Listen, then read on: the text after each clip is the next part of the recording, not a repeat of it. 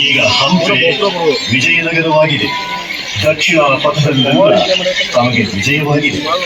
ಪೂಜ್ಯ ವಿದ್ಯಾರಣ್ಯ ಗುರುವರಿಯರೇ, ಇದಕ್ಕೆ ತಮ್ಮ ಅನುಗ್ರಹ, ತಾವು ನೀಡಿದ ಧನರಾಶಿಯೇ ಕಾರಣ.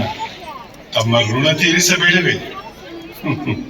ಇಲ್ಲಿ ನಮ್ಮ ಋಣವೇನೂ ಇಲ್ಲ. ನೀವು ತೀರಿಸಬೇಕಾದದ್ದು ಸನಾತನ ಧರ್ಮದ ಋಣ, ಪ್ರಜೆಗಳ ರಕ್ಷಣೆ, ನಾಶವಾದ ಗುಡಿ ದೇಗುಲ ಮಠಗಳ ರಕ್ಷಣೆ. ಅದು ನಮಗೆ ಮನವರಿಕೆಯಾಗಿದೆ ಗುರುವರಿಯರೇ. ಅದಕ್ಕಾಗಿಯೇ ನಾವು ಶೃಂಗೇರಿಗೆ ಬಂದೆವು.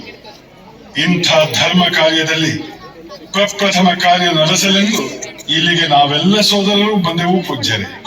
ತಮಗೂ ಪೀಠಸ್ಥ ಪೂಜ್ಯರಾದ ಶ್ರೀ ಶ್ರೀ ವಿದ್ಯಾತೀರ್ಥ ಶ್ರೀಗಳಿಗೂ ಪೂಜಾನುಷ್ಠಾನ ನಡೆಸಿಕೊಂಡು ಹೋಗಲು ಕಿಂಚಿತ್ ಸೇವೆ ಮಾಡುತ್ತೇವೆ. ಇದಕ್ಕೊಂದು ಶಿಲಾಶಾಸನ ಮಾಡಿಸುತ್ತೇವೆ. ನಮ್ಮ ಸೇವೆಯ ವಿವರ ಹೀಗಿದೆ ಸ್ವಾಮಿ.